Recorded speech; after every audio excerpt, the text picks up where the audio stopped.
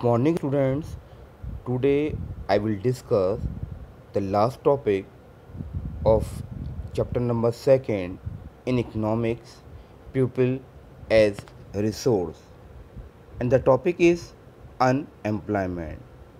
Unemployment means बेरोजगारी. Sakal mother Sheila look after the domestic chore, children and help her husband Buta in the field. सकल की माँ शीला अपने घरेलू कामकाज और बच्चों की देखभाल करती है तथा खेती के काम में अपने पति बूटा की मदद करती है. सकल्स ब्रदर सकल का भाई जीतू और बहन सीतू अपना समय खेलने और घूमने फिरने में गुजार देते हैं. अनएम्प्लॉयमेंट बेरोज़गारी is said to exist when people who are willing to work at the going wages but cannot find jobs. बेरोज़गारी उसको हम कहते हैं कि जब लोग जो प्रचलित मजदूरी की दर होती है, जो रेट होते हैं, उस रेट पे काम करने के इच्छुक तो होते हैं लेकिन उनको रोज़गार नहीं मिल पा रहे. इसका मतलब कि ये बेरोज़गारी की कंडीशन है. And the work force include people from the age 15 years to 59. और जो वर्किंग फोर्स है वो 15 से 59 साल के बीच में आती है. Children and elderly people, it means 60 years or over, are not included. वो लोग वर्किंग पॉपुलेशन के अंदर नहीं आएंगे. इसके अलावा as well as the housewife who only work for their families, these people will not be considered as unemployed. इन लोगों को हम बेरोज़गार नहीं कह सकते. इसी तरह से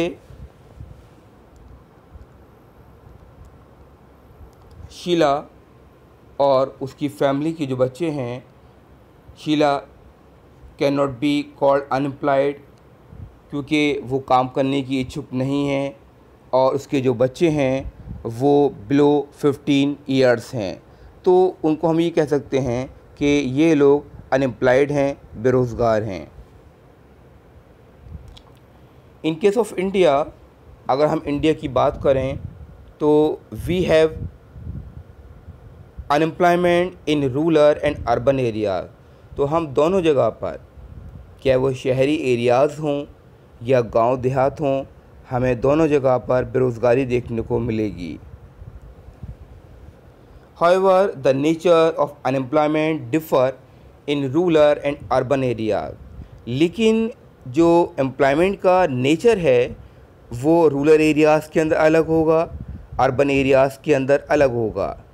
इन केस ऑफ रूरल एरियाज़, अगर हम रूरल एरियाज़ की बात करें तो रूरल एरियाज़ के अंदर सीजनल एंड डिस्गाइज अनएम्प्लॉयमेंट देखने को मिलता है. Urban areas have mostly educated unemployment, और अर्बन एरियाज़ के अंदर ज़्यादातर एजुकेटेड अनएम्प्लॉयमेंट पाया जाता है.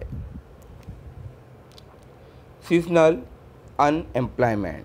तो व्हाट इज़ सीजनल अनएम्प्लॉयमेंट? तो सीजनल अनएम्प्लॉयमेंट, जिसको हम कहते हैं मौसमी बेरोज़गारी, happens when people are not able to find job during some month of the year. यानी कि सीजनल अनएम्प्लॉयमेंट जो है तब होता है जब लोग काम तो करना चाहते हैं लेकिन एक साल के कुछ महीने में उनको काम नहीं मिल पा रहा. For example, people dependent upon agriculture. लोग जो हैं रूरल एरियाज़ के अंदर खेती बाड़ी के ऊपर डिपेंड रहते हैं. तो there are certain busy season. यहाँ पर कुछ सीज़न तो ऐसे होते हैं बिज़ी वाले रहते हैं, जैसे वो लोग sowing, harvesting, weeding and threshing के कामों में बिजी रहते हैं।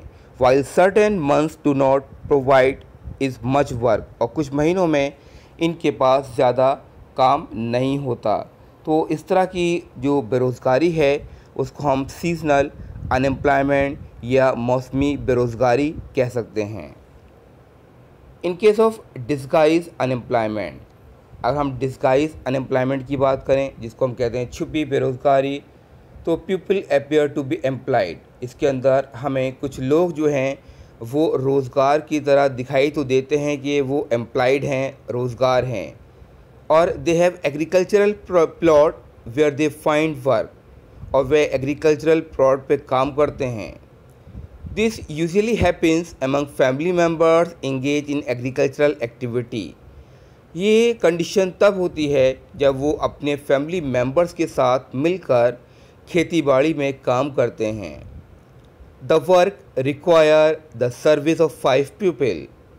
अब उस खेत में जहाँ वो लोग काम कर रहे हैं वहाँ सिर्फ 5 लोगों की ज़रूरत है, लेकिन बट इंगेज 8 पीपल। सपोज़ कीजिए वहाँ पर 8 लोग काम कर रहे हैं। It means 3 people are working as extra, यानी कि ज़रूरत 5 लोगों की थी और फैमिली मेम्बर्स वहाँ पर 8 लोग काम कर रहे हैं, तो 3 लोग एक्स्ट्रा हो गए। तो these 3 people also work in the same plot as the other.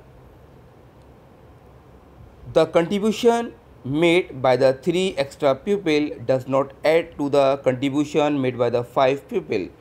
जो 3 लोग एक्स्ट्रा लगे हुए हैं उनके ज़रिए कोई भी कंट्रीब्यूशन नहीं होगा, कोई भी अर्निंग नहीं होगी, सिर्फ वही लोग जो 5 लोगों की ज़रूरत थी वही लोग अर्निंग कर सकते हैं।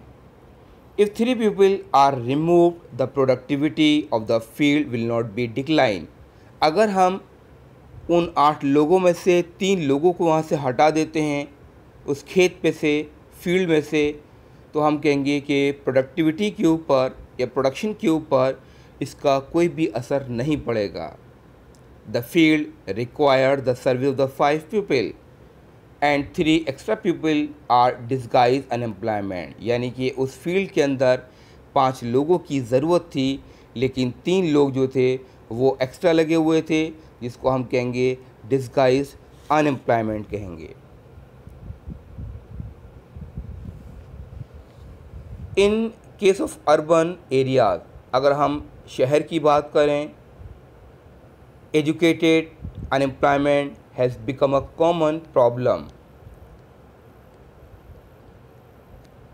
या कॉमन फिनोमेना। अगर हम शहर की बात करें तो शहर के अंदर एजुकेटेड अनएम्प्लॉयमेंट जो है वो एक आम फिनोमेना है।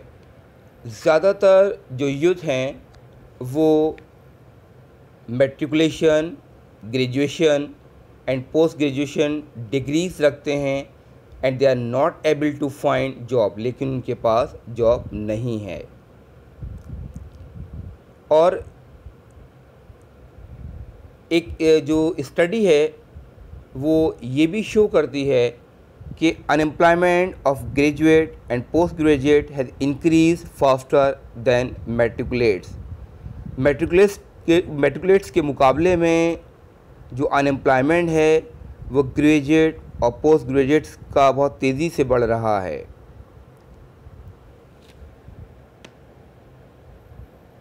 ए paradoxical manpower situation is witnessed as surplus of the manpower in certain categories coexist with the shortage of the manpower in others। ये देखा गया है कि अगर किसी इंसान को उसके अकॉर्डिंग काम नहीं मिलता तो उसकी जो पावर होती है वो बर्बाद हो जाती है। तो what are the effects of unemployment? अभी तो हमने देख लिया कि अनएम्प्लॉयमेंट कितनी तरह के होते हैं, कहाँ कहाँ देखने को मिलते हैं, शहरों के अंदर या जो विलेज और टाउन होते हैं उनके अंदर अनएम्प्लॉयमेंट अलग अलग होते हैं। अब नेक्स्ट है what are the effects of unemployment? Unemployment के क्या इफ़ेक्ट्स होते हैं? First one is unemployment leads to the wastage of the man power resources. Unemployment यानी बेरोज़गारी की वजह से जो इंसान के अंदर मैन पावर होती है वो वेस्टेज हो जाती है। And people who are an asset for the country or a company or economy turn into a liability. वो लोग जो अपनी कंट्री के लिए, फैमिली के लिए एक एसेट्स के तौर पे हो सकते हैं, काम ना मिलने की वजह से वो एक लाइबिलिटी के अंदर चेंज हो जाते हैं, यानी कि वो अपनी फैमिली के ऊपर, अपनी कंट्री के ऊपर एज अ बर्डन हो गए। अब वो किसी भी तरह का डेवलपमेंट में रोल प्ले नहीं कर रहे क्योंकि उनके पास रोज़गार नहीं है, उनकी कोई अर्निंग नहीं है। फीलिंग ऑफ होपलेसनेस, उनके अंदर जो लोग बेरोज़गार होते हैं उनके अंदर होपलेसनेस की फीलिंग हो जाती है। And despair occurs among the youth. तो people do not have enough money to support their family, यानी कि वो लोग जो जिनके पास काम नहीं है, उनके पास पैसा भी नहीं है और वो अपनी फैमिली को सपोर्ट नहीं कर सकते। Inability of educated people who are willing to work to find gainful employment implies a great social wastage. जो लोग एजुकेटेड हैं और उनको किसी तरह का काम नहीं मिल पा रहा, वो काम के इच्छुक तो हैं लेकिन एक तरह से उनके सोशल वेस्टेज की बर्बादी हो रही है। Unemployment leads to the economic overload, बेरोज़गारी की वजह से इकोनॉमिक ओवरलोड बढ़ जाता है। The dependence of the unemployment on the working population increases. हम ये कह सकते हैं कि जो वर्किंग पॉपुलेशन है, जब उसको कोई काम नहीं मिल रहा तो वो एज अ अनएम्प्लॉयड हो गई और वो दूसरे लोगों के ऊपर डिपेंड हो गई। तो इस तरह की सिचुएशन ज़्यादा क्रिएट हो रही हैं। The quality of life of an individual as well as a society is adversely affected. और बेरोज़गारी की वजह से जो इंसान की लाइफ की जो क्वालिटी है किसी एक इंडिविजुअल की, उसके ऊपर भी बेरोज़गारी की वजह से बुरे असरात या एडवर्सली अफेक्टेड बुरे असरात पड़ रहे हैं। There is a general decline in health status, और ये भी देखा गया है कि उनकी जो हेल्थ स्टेटस है वो भी डिक्लाइन होता है। And rising withdrawal from the school system, यानी कि जब वो लोग बेरोज़गार हैं तो अपने बच्चों को अच्छी एजुकेशन नहीं दे पाते, अपने बच्चों को स्कूली सिस्टम से विड्रॉ कर लेते हैं।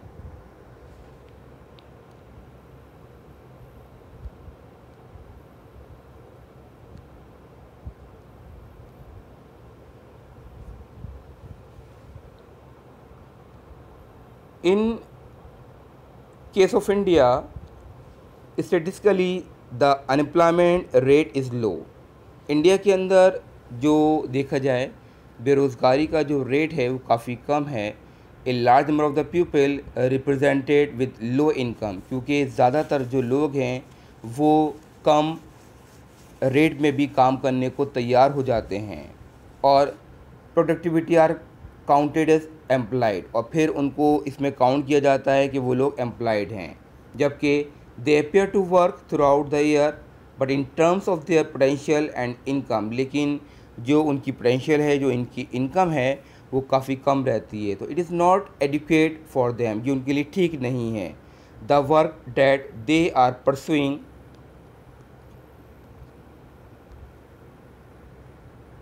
seems forced upon them, तो they may be therefore want other work of their choice, उनको वो काम नहीं मिल पाता जिसकी वो उम्मीद करते हैं। तो poor people cannot afford to sit idle, they tend to engage in any activity irrespective of its earning potential, और गरीब लोग किसी भी काम को करने को तैयार हो जाते हैं क्योंकि उन्हें सिर्फ अर्निंग चाहिए होती है अपनी फैमिली को सपोर्ट करने के लिए, और their earning keeps them on a bare subsistence level. Moreover the employment structure is characterized by the self employment in the primary sector, the whole family contribute in the field, पूरी जो family होती है वो खेतों में काम करती है, कंट्रीब्यूट करती है, even though not everybody is ready needed, so there is a disguise unemployment in the agricultural sector. तो हम ये देखते हैं कि जो एग्रीकल्चरल सेक्टर्स है उसके अंदर डिस्गाइज अनएम्प्लॉयमेंट है, यानी कि छुपी बेरोज़गारी है। Entire family share what has been produce, जो भी प्रोड्यूस हो रहा है वो पूरी फैमिली के ज़रिए हो रहा है।